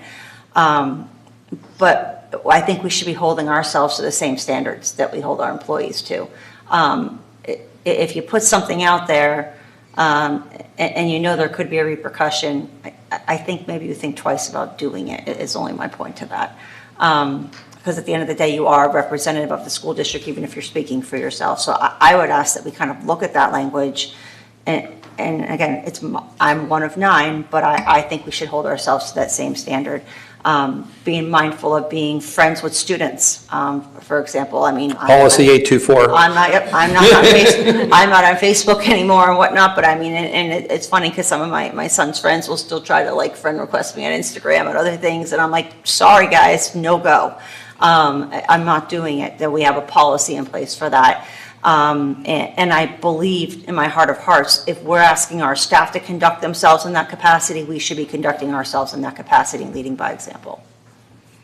I definitely agree. How do you enforce it? How do you enforce that? I think that's always the problem with board is like enforcing somebody that violates it.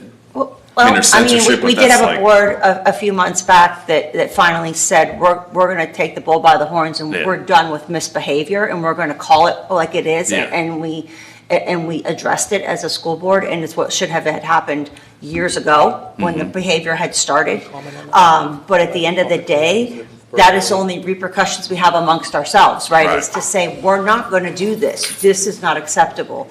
And we police ourselves. But I think if we're professional enough and we conduct ourselves the way we expect our staff to conduct themselves, I think that goes a long way in leading by example. I was going to have Mr. Dice, I was just, had a little sidebar. I know that it's a law, there's nothing we can really do, but at the end of the day. But there are things as a governing body that you can do to make sure there's checks and balances, and I thought our solicitor could maybe shed some light on that. No, absolutely, and Michelle, you alluded to what happened a few months ago when there was a censor by the board, and Adam, as you said, that really is the board's main mechanism to let their members know, hey, you've acted inappropriately. That being said, it does help to have a policy. That way we can point to something saying, board member who's acting inappropriately, these are the policies you violated. These are the things that we've said do not do as a board member, and you went ahead and did it anyway.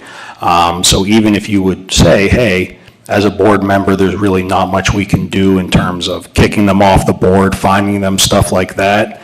It really, people don't like to be censored. It really is a valid deterrent. So, any questions or anything I can add? No, I will say that was an enlightening experience, I think, for a lot of people that we sat through that. And it was a difficult decision and conversations that we went through. But all of that said is, how you conduct yourself in your own time is but in a sense that we're talking social media in particular, because a lot of things happened on social media that led us to the decisions that we got to. We should be expecting ourselves to act in the way, we wouldn't want an employee putting a confidential email out on social media. I mean, I'll call it what it is because it's all public record. It happened. We didn't want an employee putting a confidential email out on social media. Well, why is it acceptable that a school board member could do it? And that was probably the final straw of the use of social media. But again, that was holding ourselves accountable and saying, okay, we aren't tolerating this behavior any further here. And at the same time, if it was an employee, there'd be a reprimand, right? There'd be a process to follow. And while there is no process, not having a policy at that given moment was a challenge. Yeah. And so it was more about how we all felt that we had finally had enough. And there was other issues that, we had to address that followed with that. So I would just, it's consideration. We don't have to vote on it tonight. We can ask for what language would look like. What are you recommending? I recommend where it says in here, I'd ask Dr. Thomas to take some notes here because he works,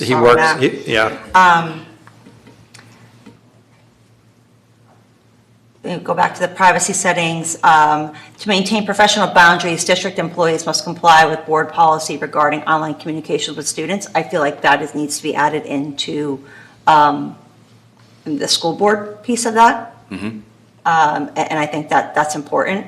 And anyway, the language, I think the language needs to be consistent for school board members and how we conduct ourselves. If you could add a comment, and when we meet at my next meeting, Mr. Dice is a part of that, we'll vet the language, and we'll come back with a recommendation next month. And that's only a 5-1 to explore what that language looks like. I mean, it's my suggestion, because we just went through something, and there was this barrier, this challenge was there, and a lot of dialogue went on with that. And really, should you really be talking to kids on social media? I think that trickles all the way down to even dress code in meetings. We should be doing what we expect our students and teachers to do and following the policies that we've enacted. Nobody's above the law, so I think it's great to put that in writing. I would agree with that. Yeah, and the other thing I want to add is whenever we do pass this policy, somehow notifying the third-party social media accounts, specifically maybe our boosters, because it says in here that to put a disclaimer on there. So making sure that maybe we send that out to them so that they add that to their accounts as well. That was my last thing, that they are not. Dr. Thomas sends out policy update briefings, and we'll make sure to include them in not only this policy, but other policies moving forward to make sure that all stakeholders are aware of the changes. Thanks, Michelle. Is there anything else? Anybody else? Dialogue?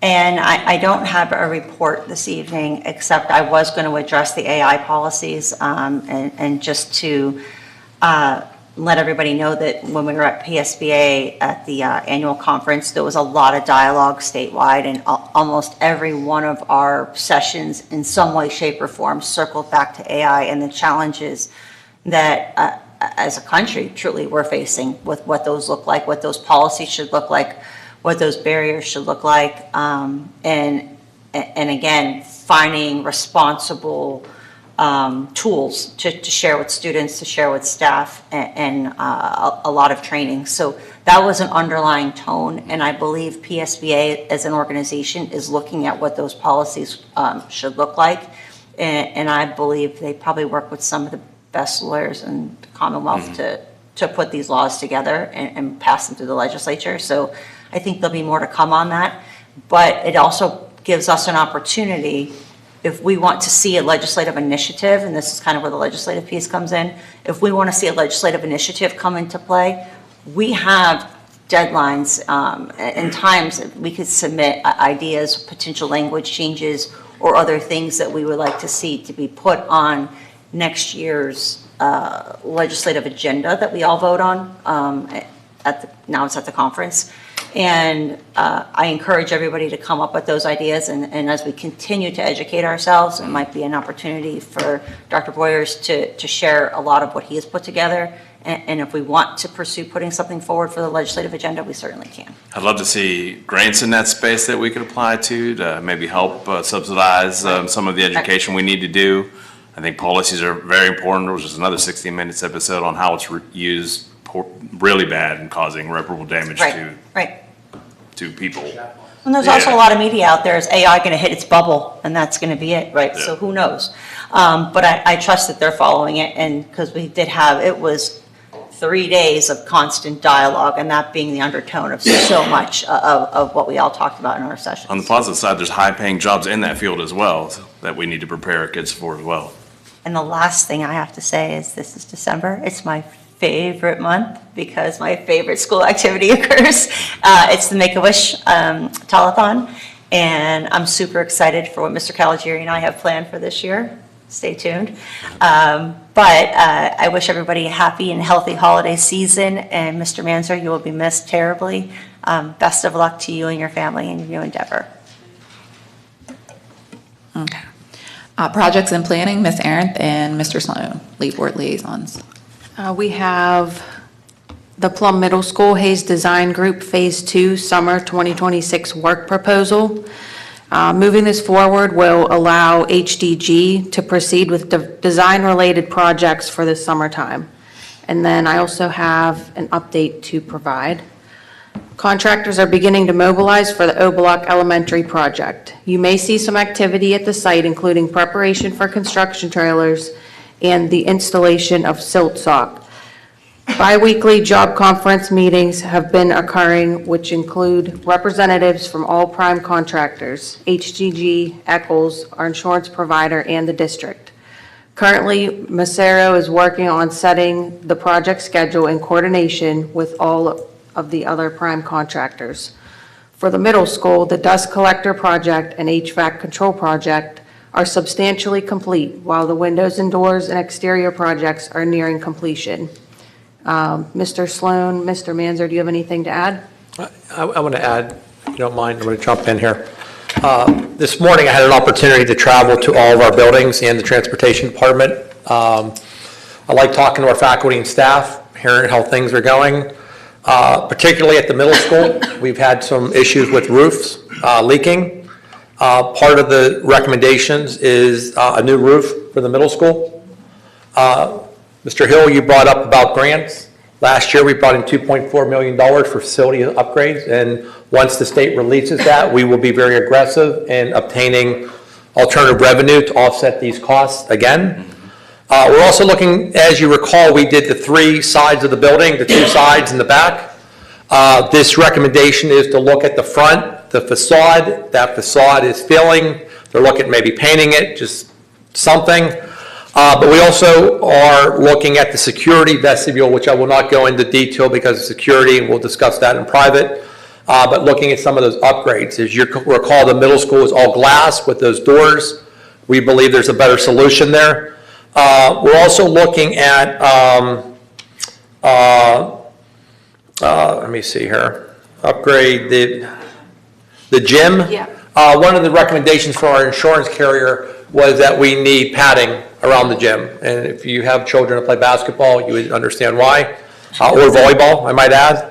And the field. I heard more about the field than any other space in this district, and part of looking at is offsetting that field to get the corner of the end zone, which I still can't believe was designed this way, off of the track. Okay? So, and we're also looking at, I believe, a chilling cooler for the building. That is also end of life and needs to be updated. We are truly looking, offsetting this cost with grants like we did last year. And if you look at the money, we put in $4 million last year. We're looking at another $4 million this year. As you recall, O Block and the middle school are the 2 buildings that need the most attention right now. I do plan on working with Ms. Macro to schedule a board walkthrough at O Block in the middle school, especially for our new board members, because you need to see these spaces while you're making these big decisions. So that invite will be coming shortly. Okay? Mr. Banzer, anything else you'd like to add? You covered it perfectly. I was trying to cover it, give you a break. Yeah, Since you appreciate it, yeah. If you go to the middle school, wear shorts. Yeah. I do want to add, if we are going to update the space in the gym, can we just look at the painting in the gym? There's literally 5 different purples in that gym. We can. So. We'll add it to the list. Yeah. Okay. And just, I believe it was just painted not too long, like, I know the gym. I think floor Dr. was Richardson replaced. doesn't like purple. no, but the walls were, I believe, also.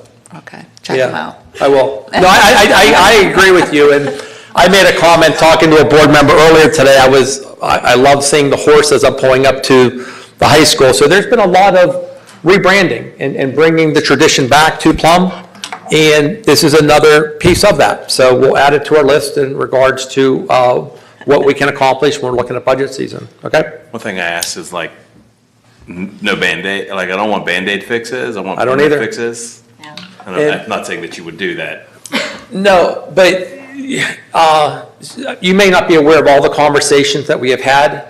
And this previous boards have heard my frustration with, to your point, it was a Band-Aid. It was a temporary fix. Right. It was not fixed correctly. Right. And this board will have to remedy that moving forward. Right. We had a pump outside of my office that would leak and water was coming into my office periodically. That pump was 42 years old. It was end of life at 25 years. Yeah. We just completed a facility study of the high school, and now we have all of our facilities done. We're in the process of putting that onto a spreadsheet, and we are looking at what is critical, what is, I guess, intermediate, and we will be having those conversations with this board as we're continuing to gather information. But to your point, it costs us more money down the road when you put a Band-Aid on it, because now we have big fixes that we're addressing, and particularly O Block in the middle school. I remember when I was on the board, we resurfaced the tennis courts, and then I thought we Band-Aid. just did them again. We I don't wanna do fixed them that correctly, yes. We didn't really do them correctly, but that's another topic. Yeah, let's not talk about the tennis courts. So do we need to take 5 to move the Yes. proposal forward? Okay, we got it. Did you have anything else you wanted to add? No, nothing else. No, okay, all right. Safety and operations, Mr. Caligiuri, Lead Board Liaison, do you have a report tonight? Yeah, nothing too specific. I received an orientation today from Dr. Boyers. It was really extensive. So he updated me on what we're currently doing and what the future may hold.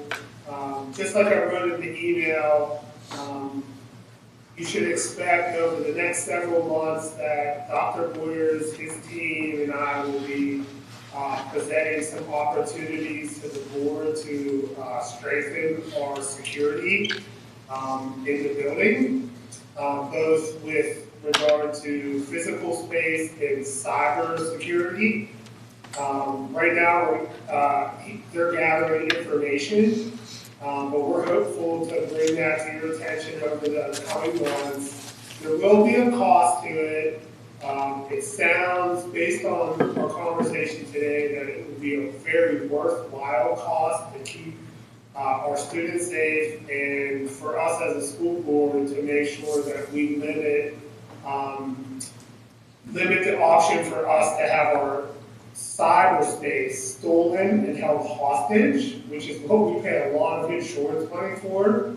So, yeah, we're looking forward to working together to bring this to your attention over the next several months. That's it. Okay, so we're going to move over to the action portion of our meeting. So we're going to carry over the roll call from the discussion meeting, and we need to recommend approval to accept and resolve the following 3 through 11 as listed. Can I have a motion? I'll make a motion. Second. Aye. All in favor? Aye. Marguerite Pack. Any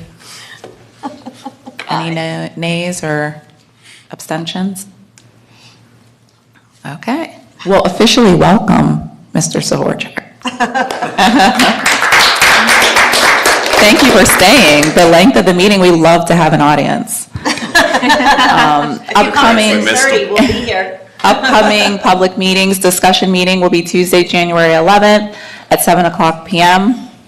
No, is that right? 6:30. We're done. 6:30. Sorry, discussion meeting will be Tuesday, January 13th at 6:30 p.m. Action meeting will be Tuesday, January 27th at 6:30 p.m., both held right here in the library. Do we have a motion to adjourn? Motion. That's not. Everybody seconds. Tiffany.